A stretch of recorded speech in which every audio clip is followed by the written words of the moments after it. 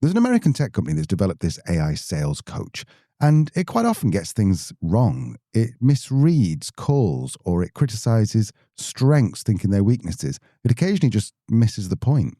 Yet even though it's not 100% perfect, it's driven a 50% jump in sales productivity. There's also a product manager who's built an AI version of herself, not to replace her judgment, but to deliver it faster. Her team gets better feedback, she gets fewer interruptions, and this AI isn't even close to perfect, but it's already making life much easier for her and her team. Our guest today, Andrew Palmer, writes about management for The Economist and hosts Boss Class, currently in the top 5 management podcasts in the UK. He spent an entire season inside real companies like Johnson & Johnson, watching AI actually land in the workplace. And what he found completely reframes the conversation. The companies getting results with AI aren't the most tech savvy. They're the best managed. And there's a clear message for the leaders still waiting for AI to be perfect before they touch it. Andrew thinks they're solving the wrong problem entirely. Every leader who's banging the drum for AI, who isn't, playing around with AI, is not doing themselves a favor. They need to develop their own intuition for where this might work and where it's actually not going to be particularly productive. So I think that would be my advice. So to be happily confused and experiment.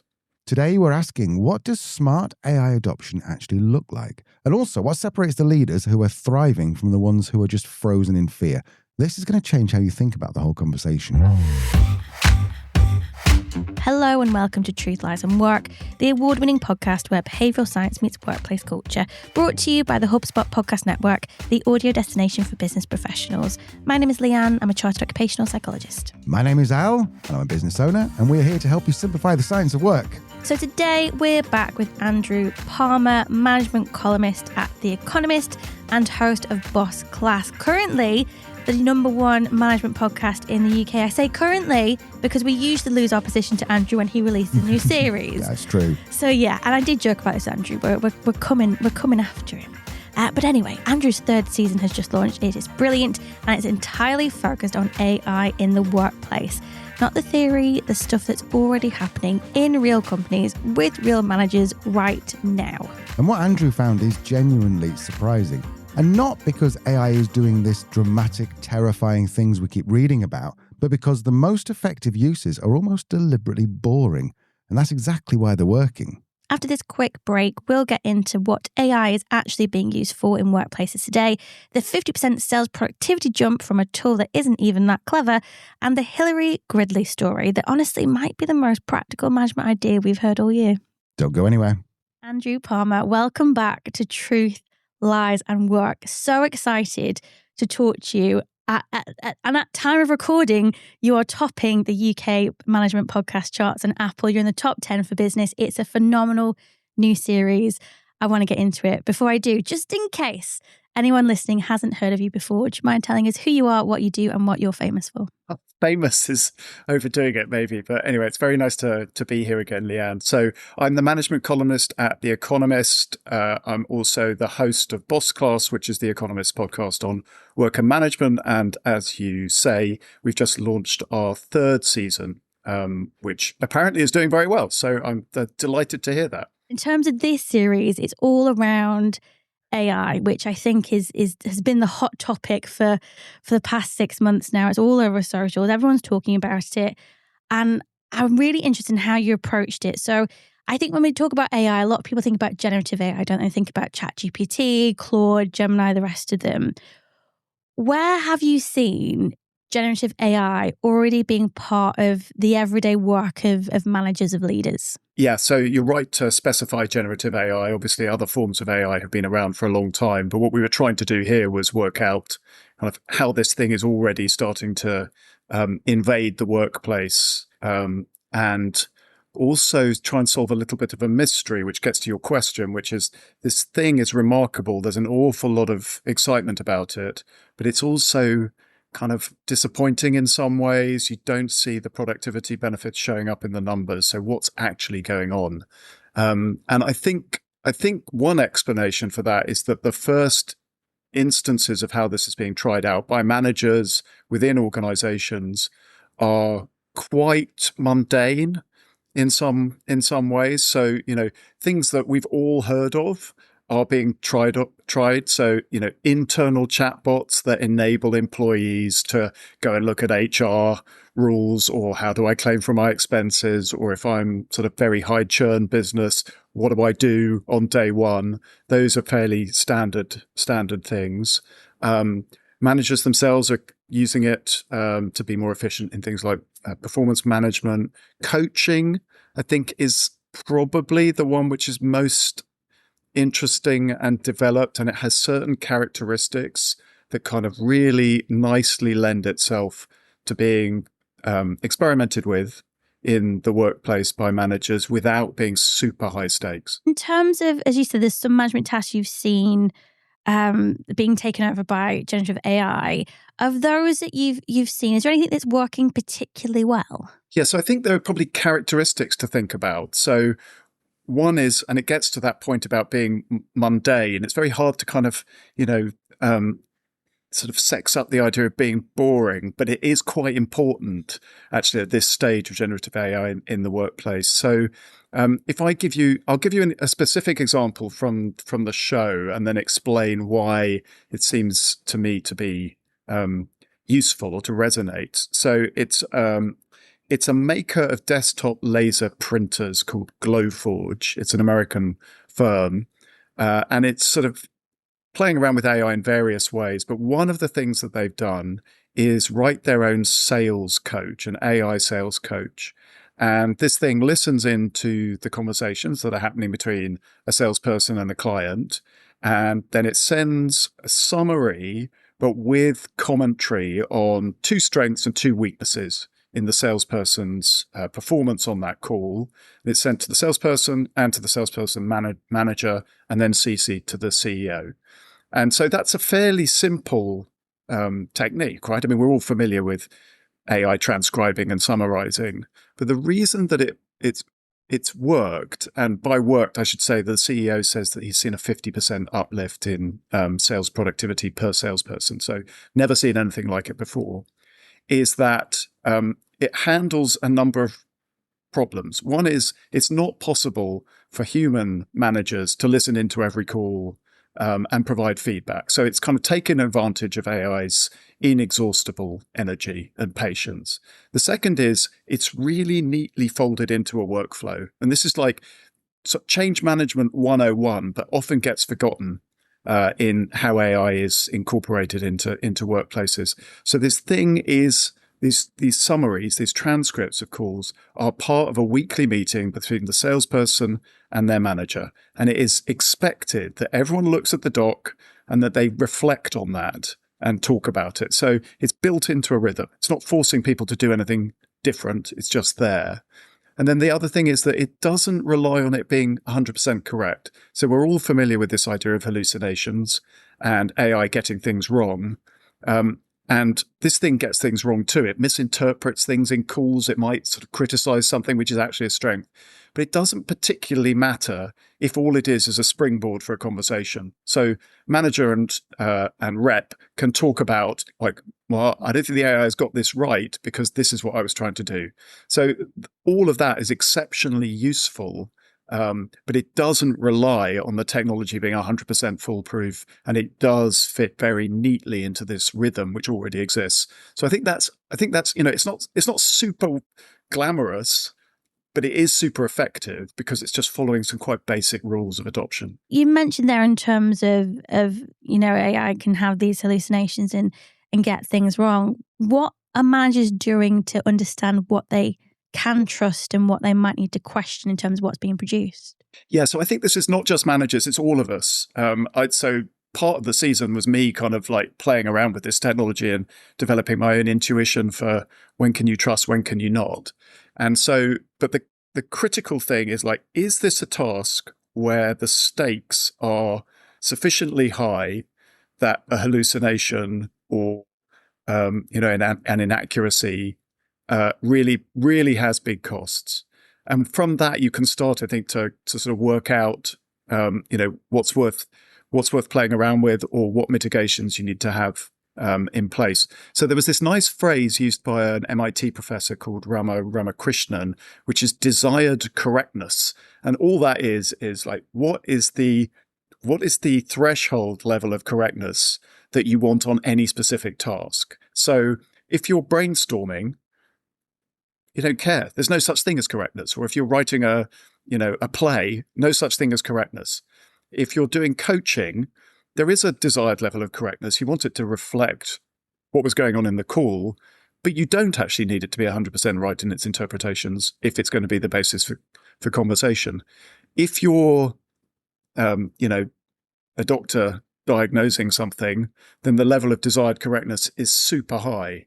Or if you're using an agent to interact with your customers, it's super high. And then what you're into are the costs of making sure that the model is accurate, making sure that, if it does make a mistake, that you've got ways to mitigate it. So I quite like that. It's not a sort of trip off the tongue phrase, but desired correctness did stick with me as quite a useful way of thinking about tasks and what you have to do to make them work. And have you seen any mistakes being made in terms of managed organizations adopting this type of technology either too quickly or not carefully thought through? I think we've all seen some of the initial ones that were kind of super embarrassing and public ones with chatbots, saying that discount policies existed or subscriptions were no longer valid, and that blowing up. There's a nice example in a version of Fortnite, the video game, where Darth Vader was introduced into the game,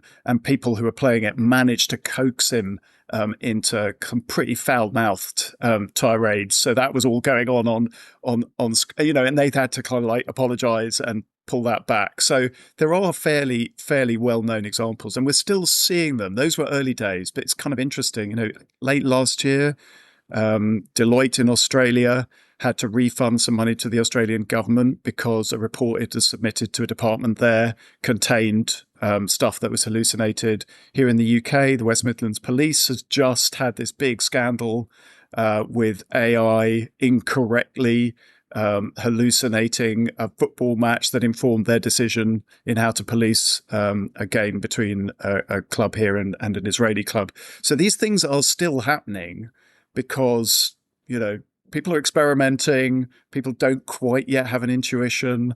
What works, what doesn't work. The governance is not fully in place. You'd expect those to go down over time, but the examples are still there. How does that all impact in terms of what it means for us as humans in the workplace, and what does thriving look like? Is it having AI as like a little partner buddy? Is it replacing us completely? What does a human experience look like in a world where AI is becoming more dominant? So I guess all of this conversation is sort of caveated by a couple of things. One is no one really knows what's coming.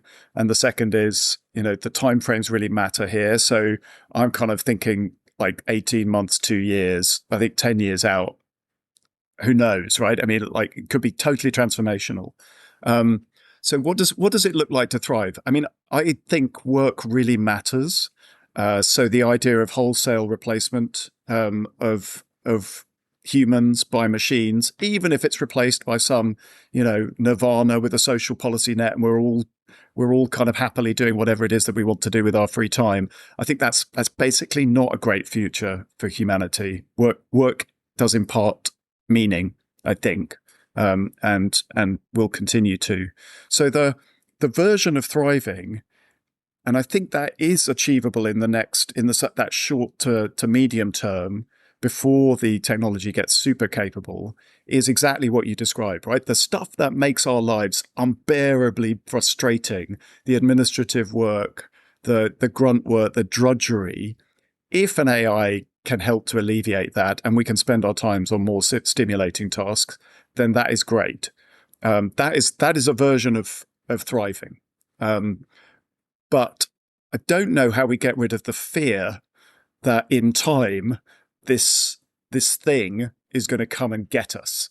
And so, we look into this in the podcast. There are various reasons to feel confident that humans will have a role, and that we bring sustainable strengths to the labour market, and the AI is not going to replace all of us soon. But that anxiety is hard to dispel. And in fact, I mean, I think good employers need to fess up to it. That is the only way that you can sort of encourage adoption and realize some of those shorter term, those gains from making work more stimulating, more efficient, and by getting people to experiment. But you have to you can't sort of pretend that anxiety doesn't exist. That to me is ensuring that people will not own up to playing with it. They may still be experimenting, but they're not going to be transparent about it and potentially helpful to you as an organization. Yes, that's it. The challenge, isn't it? If you're experimenting with AI and you've got it to a point where it's taking away big chunks of your job, how safe am I? And you mentioned there in terms of the strengths and skills that as humans will always bring to the workplace. What are they? Where should we maybe be investing in ourselves to future-proof us? As you and your listeners will know very well, jobs are made up of tasks. Some tasks are more suited to automation, to AI doing them, than others. So if you are in a job that is a sort of bundle of skills, and Ethan Mollick, who's a kind of AI whisperer at the Wharton School at the University of Pennsylvania, has this really nice phrase, which is impossibly bundled jobs. So if your job is basically this kind of great tangle of tasks that are already leaving you overstretched, that require you to do all sorts of things in different directions, that is helpful. AI might nibble away at some of it. It's going to be a long time before it can nibble away at all of it. So that's one thing. There's a difference between kind of, front office, human to human interactions and back office, routinized, more machine-like jobs. So, I think it is possible for both of us to send clones to this conversation and to have a kind of like a facsimile of it. It won't be the same, though. It just won't be the same. And people will be tuning into your podcast because they like you and they will have a relationship with you.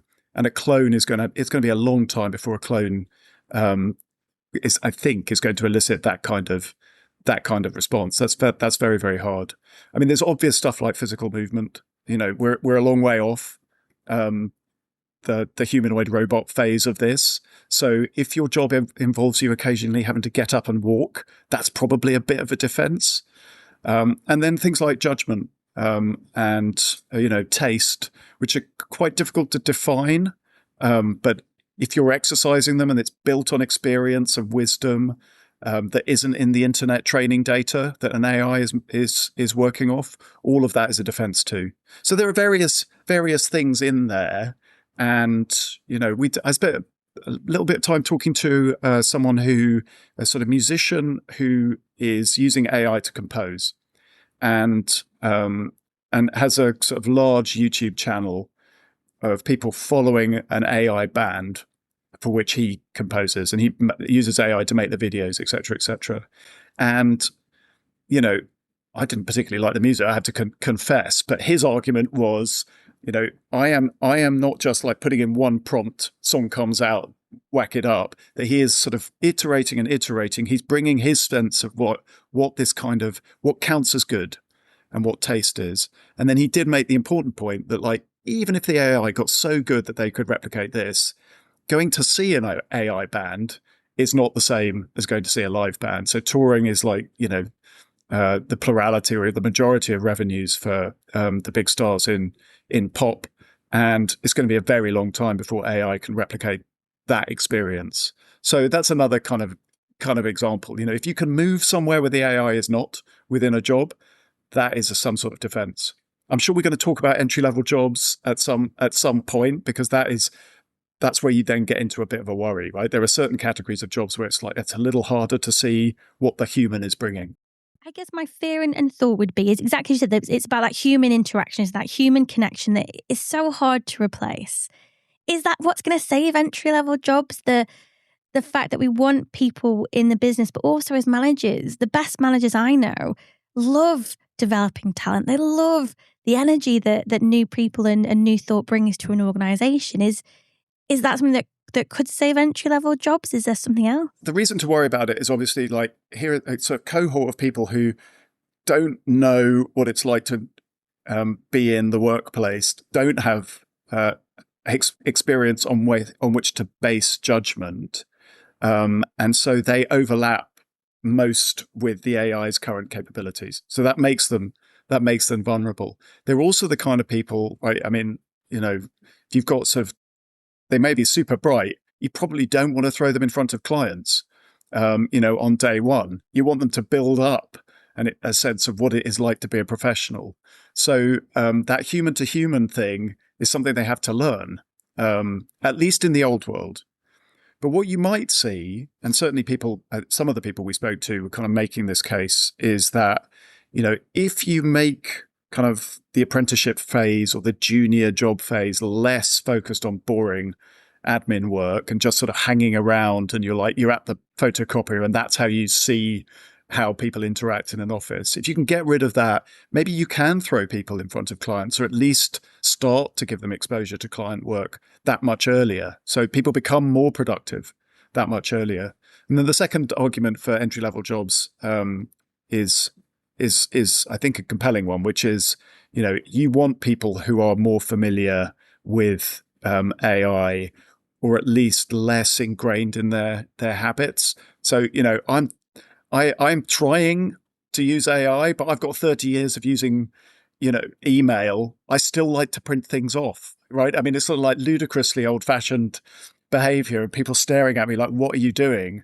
But it's hard to unlearn these things. Anyone who's coming into the workforce, for the first time now, their usage, the numbers suggest, is higher than it is for the older generations. They spent a larger fraction of their lives around AI, around chatbots, et cetera, et cetera.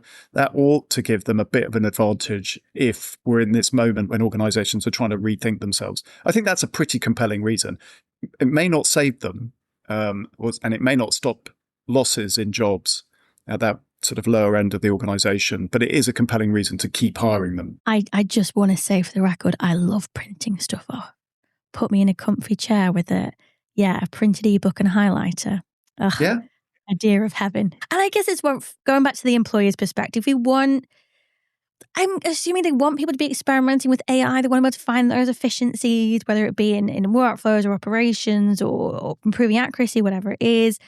How do employers create that trust and that environment where people feel safe enough to experiment and not worry that they're doing it at their own risk? Yeah, so great question. Really, really quite a hard one. So, if phase one of this was probably everyone charging towards AI and employers saying, like, go for it, experiment, do what you want, and that resulted in some of the blow-ups that we've talked about in the past. So what you're trying to do is get to this point where you're encouraging people to experiment, not keep their usage to themselves because they're worried it might, they'll put their hand up and say, look, 50% of my job can be done by a machine. And then something terrible happens to them. So you are trying to encourage that.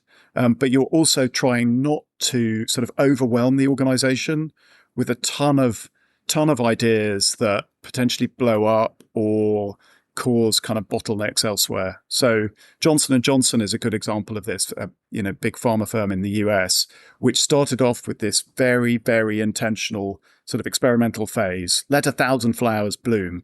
And they did, but there were a lot of sort of, projects in there that didn't lead anywhere. There was about like only 15% of ideas resulted in 85% of the productivity gain. So there was a lot of sort of weeds in amongst the flowers. And there were also kind of lots of duplication and bottlenecks. So sort of every territory in this big multinational would come up with a kind of like, we've worked out how to make it much more efficient for us to invoice. And that would just mean a whole bunch of invoices suddenly landing on the finance teams in each territory who weren't prepared for it. So work was just sort of like, like a sort of waterbed effect. It was just popping up somewhere else. So managing all of that is difficult. So what do you do? I mean, I think, some firms experiment with kind of quite blunt carrots and sticks, right? I mean, sort of, so your performance review might specifically talk about AI usage. There's firms which have, I think, quite crude incentives, like, if the firm as a whole has 1 million queries to ChatGPT, that triggers a cash payout. So of course people are presumably just writing in, does this count? Does this count? Over and over again, and they trigger it. So designing that is hard. I think a better way to approach it is on the adoption front. Obviously setting the expectation, role modeling from senior leadership is important. But the metrics matter more. So, you just go back to quite basic ideas in management, right? This is the thing that we are trying to do. This is our priority. And you kind of try and get something measurable. So it might be, speed to market for a new product, or it might be a sales measure, or whatever it is. And then let people work out whether AI is the best way to do it or not. Give them the tools, give them the encouragement to experiment with AI, but don't force them down that route, because it may not be the right route. So I will give you, there was quite a nice little sort of 5-step ladder that a guy called Bryce Chalamel, who is now running kind of enterprise AI at OpenAI, the maker of ChatGPT. But when we spoke to him, was at Moderna, the big biotech firm, and so he just had this sort of quite nice sequence. It was access, which is like giving people access to AI, right? Paying for them to have access to the model, making sure that they have the tech. And then it was adoption. So making sure that, they were being encouraged to try it. And that could be incentives. It could be role modeling, could be all sorts of stuff. Then proficiency. How do you get good at it? Because you have to practice. And then you get into new ways of working and reorganization. And that's when you start to actually change the inside of a firm. But those first 3 steps are kind of unavoidable. You can't jump them, and you need to be measuring usage, but I don't think crudely incentivizing usage alone. Is this where we get this kind of, I don't want to be irony or a paradox, where it's in the world of AI, it's as much about great people management, it's as much about great change management, and the basic principles of that have been around for decades. Is that what's going to be the difference between successful AI adoption and unsuccessful? I think a lot of that is right. That quite sort of standard techniques from change management are really going to matter. So, we talked a little bit about workflows, but making sure that the AI is part of an existing workflow is critical to adoption in the first instance. Later, you can worry about sort of reorganizing absolutely everything. But if you want to get people to start playing around and working out what the potential is, you've got to make it as easy as possible for them. The difference here is that, traditional change management is a kind of, you sort of unfreeze things. You basically train the organization to work differently, and then you freeze them again. And the critical thing with this technology is that it is moving all of the time at pace. So you never get to that freeze or refreeze point again. You're constantly having to change. And that's a slightly different feel to the technology, and quite a difficult one. So you're constantly reevaluating where the models are, what can you do. I could imagine in time that might, that it might settle down, but for now you're never done. And that's different from the internet. And you got quite hands-on for this series, experimenting with AI yourself. How did you decide where to test it in terms of the tasks that you have? And is there anything that you found it particularly brilliant at? Again, to reference Ethan Mollick, who I had one of the first conversations with, and I asked his advice, like, what do I do? I'm an unsophisticated user. I sort of often just forgot that AI existed, sort of like just wasn't really using it much. And his advice, which I think was useful, was, tomorrow go to the office, everything that you do, try and get AI to do it. And it doesn't matter what it is, just try. And you will quickly work out where it's helpful and where it's not. So that was where I started. As it happens, I mean, all of us will have different jobs, so you can't it's not very transferable. But there are certain bits of my work, and I suspect they map a bit to yours, where, if you're researching something, there's just some really useful use cases there immediately with AI. Or if you're kind of thinking about like, who are the top 5 people in the world to talk to on something, this is a more sophisticated version of a Google search. It's not cheating, because you'd be doing this anyway. It's just a better way of doing those things. So that was all very helpful. I think, to the extent that sort of what surprised me, or what jumped out, and where I kind of was immediately taken into a totally new space, was coding. So, as witnessed by my love of printing, it may not surprise you to know that I am not a coder. I don't know how to code. It all looks like gibberish to me. But the moment there was a task that needed to be done within The Economist to build a kind of checker of our internal style guide, and someone had basically been waiting for developer time for over a year, and there's a scarce resource within many organizations. And just by sitting down with Claude and entering English language prompts, within an hour and a half, I'd built something which worked. And it didn't end up being exactly the thing which is now being rolled out to the newsroom, but it did give other developers a kind of sense of what this thing might look like, and how to go about it. So that was a genuinely magical kind of experience, actually. It was, it was like, I can do this thing, and I could never do it before.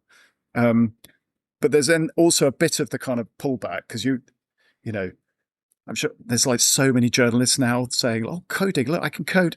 Isn't this amazing?" Actually, you've also got to be very careful. So, people who really knew what they were doing had to go away and think about how to implement this.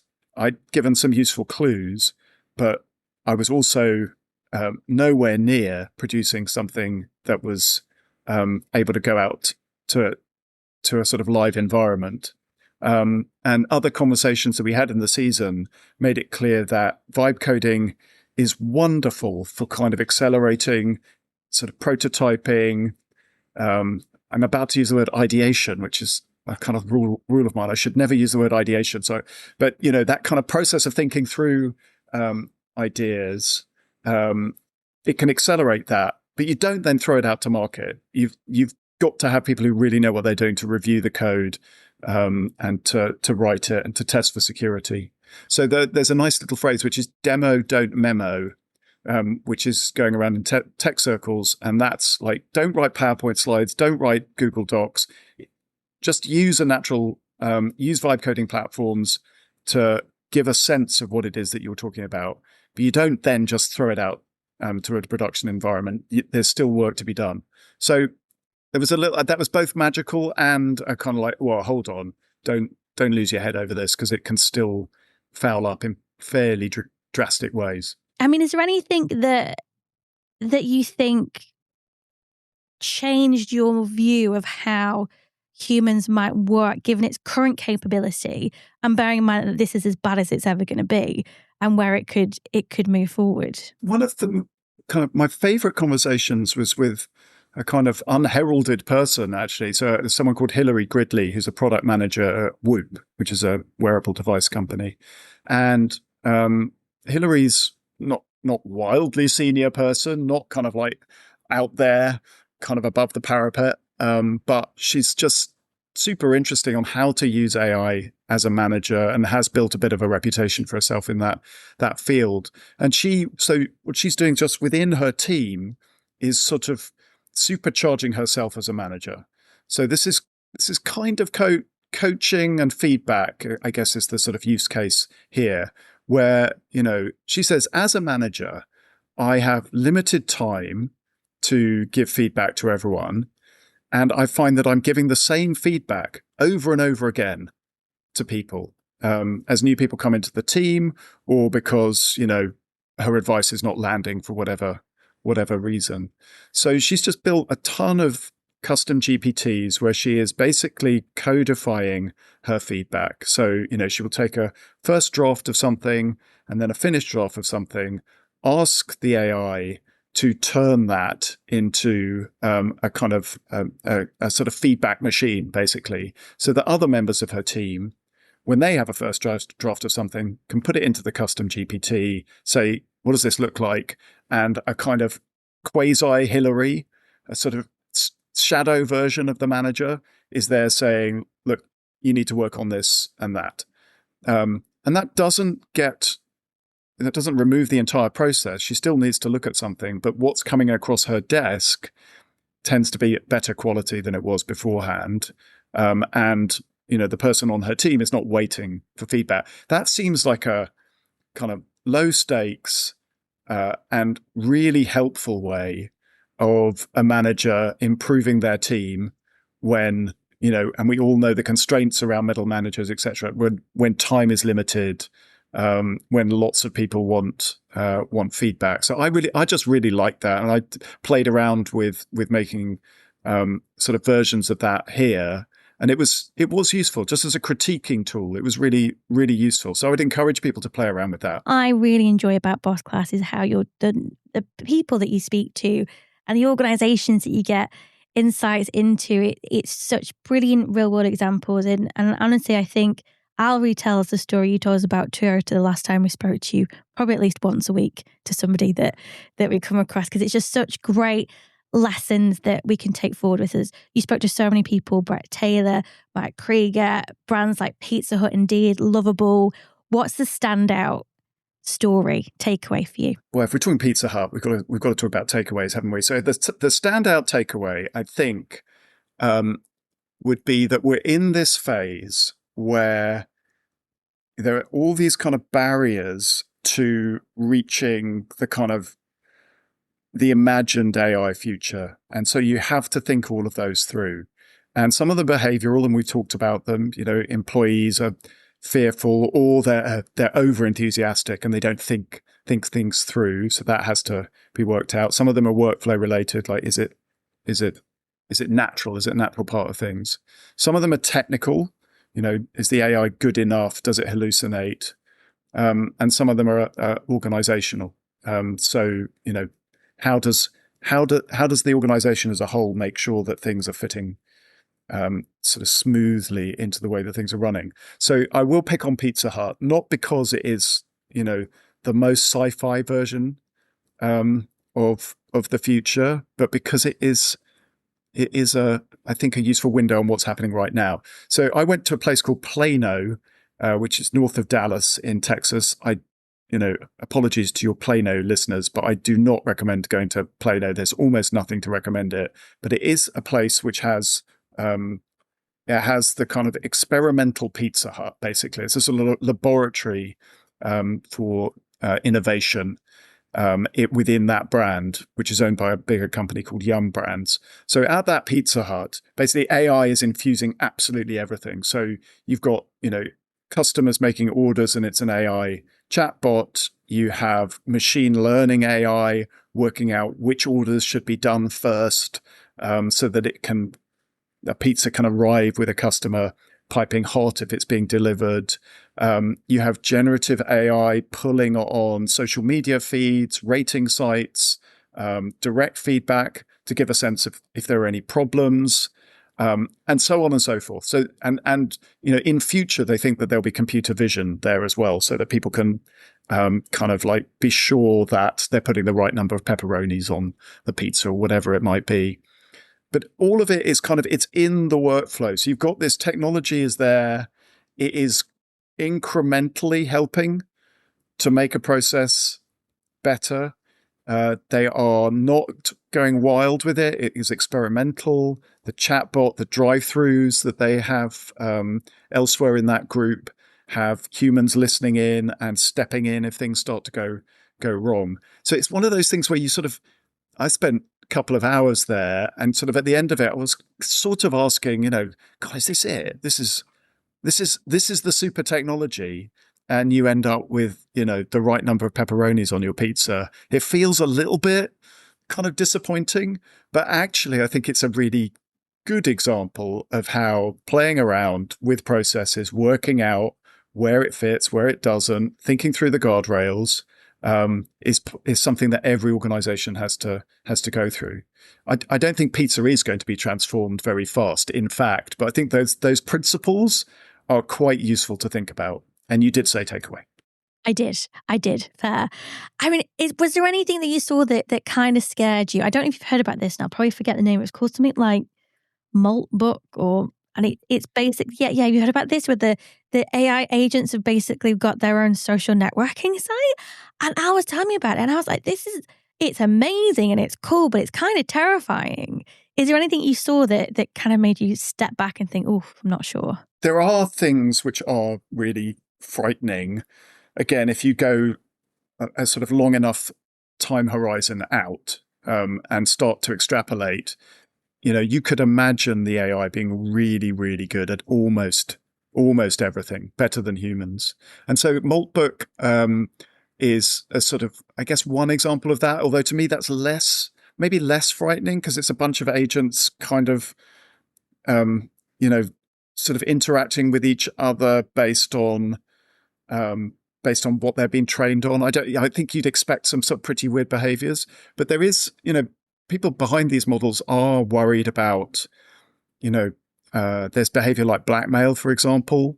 People in the right circumstances, an AI has at Anthropic, the maker of Claude, basically sort of gone round the back, found evidence of an employee having an affair and attempting to blackmail that employee in order to reach its target and to perform its task. So there are behaviors there which are like, bloody hell, that's potentially frightening. I just wanted to quickly interrupt here. Andrew did message us later on and say, just to be clear, that this was an experiment and they were kind of trying to get Claude to blackmail the users. So we're not quite in the terrifying universe just yet where Claude will start blackmailing you, but it is a great example of what potentially could happen without guardrails. Right now, I think the most disturbing moment for me was less that. It was I wrote a column and then asked one of the models to do a version of the column with a simple prompt. And in 30 seconds, it had written, a column which I thought was like materially worse than mine. I was really, really certain that one was obviously better than the other. But if I showed it to my colleagues, it ended up being perilously close. So it was actually 3-2 in my favor. But two colleagues just thought the AI had written the column that I had written. And that was, briefly very, very unsettling. It was, what's the point of me writing these things if people can't tell? And I kind of got over it because one value in AI is like it forces you to be very introspective about what's the thing that distinguishes me. Where do I add value? How do I continue to stay ahead of the machines? And, maybe I'm just fooling myself, but I sort of in my head thought that through and felt like, okay, I don't think I need to worry just yet about an AI doing my job. But it was a bit of a wake-up call because I just thought there's no way my hugely discerning colleagues are going to think that I wrote the thing that the AI did. Yeah, it's tricky, isn't it? I was talking to somebody who works in AI saying that who's a podcaster as well, and how obviously now you can take text and it can change it into a podcast read out by two different AI hosts, and how it can start to mimic voices by going into the back catalogue of kind of your podcast. You think, oh gosh, maybe someone couldn't tell the difference if it was me and Al or an AI. But until that day, we will continue on. I guess what I want to ask you about before we wrap up is around the ethical side of AI. In my world, in the world of psychologists, there is a lot of concern, a lot of discussion around the ethical, responsible use of AI, the fact there isn't much legislation at the moment. Where have you seen a difference between AI being used carefully and perhaps carelessly? The world that we're both in, which is sort of organizations and managers trying to get to grips with this, tend to be better. There are reputational risks. Often these are regulated entities, so they tend to be thinking about these kind of things a bit harder. So, generally speaking, I thought most of the people that I spoke to within that world were pretty thoughtful, or at least they'd had the experience early on of like experimenting and things had gone wrong and they'd pulled back a bit. So we seem to be in a bit more of a thoughtful phase. I mean, there are obviously plenty of examples of unethical AI in the sense that, bad actors can use AI to try and hack into systems, for example. So it can be put to bad use. It can certainly be put to thoughtless use. There's a lot of news at the moment about Grok, which is Elon Musk's AI chatbot, and how it is being used. So there are definitely unethical usages. I would just say the enterprise, companies can definitely get things wrong. And job worries are going to center on the enterprise. But in terms of that kind of, hell for leather, doesn't matter at all, that doesn't seem to me to be the place where the real worries are. Most organizations have processes around governance and data. So it's much more like solving those barriers rather than the sort of hell for leather, unethical stampede. Seems to be the problem, I think. There are a lot of leaders I speak to, business owners, who haven't quite figured out how to feel about AI yet. They're sitting in this space where they're excited by it, they're slightly concerned about it, they're overwhelmed by it. What advice would you give to a leader listening who might be at this kind of this weird bit on the fence where they're excited but they're also a bit uneasy? I think that's completely the right place to be. So that is, if you're not feeling that, I think probably you've got it wrong, because it is this strange mix of great risk and potentially existential risk, and then huge opportunities, and we don't quite know how it's going to fall out. And the technology itself is very unpredictable. So you can code something without knowing how to code, but you can ask it to spell strawberry and it will get it wrong. So it's this sort of totally baffling mix of capabilities. So I think confusion is totally normal, and sort of leaning into it is the answer. So every leader who's banging the drum for AI, who isn't playing around with AI, is not doing themselves a favor. They need to develop their own intuition for where this might work, and where it's actually not going to be particularly productive. So I think that would be my advice. So to be happily confused and experiment. I love that. Be happily confused. If there is anything else that you'd say, of course, everything you've learned, Andrew, is there anything that's really, really surprised you? Anything you really want leaders to make sure they understand? I guess kind of a key lesson from all the conversations you've had that you really want to make sure communicates to the business world? I think it's back to a fairly basic thing, actually, which is the theme of this right now. And that is, being super clear what it is that you're trying to achieve. So, it's classic sort of technology problem where, this shiny new thing comes out and everyone says, oh, we've got to adopt it. But why? So what is it that you are trying to do with this technology is, as ever, the key question to ask. And once you have worked out what your priority is, then that's where you put your, the eggs. That's where you focus your energies. And if AI isn't the answer, then that's fine too.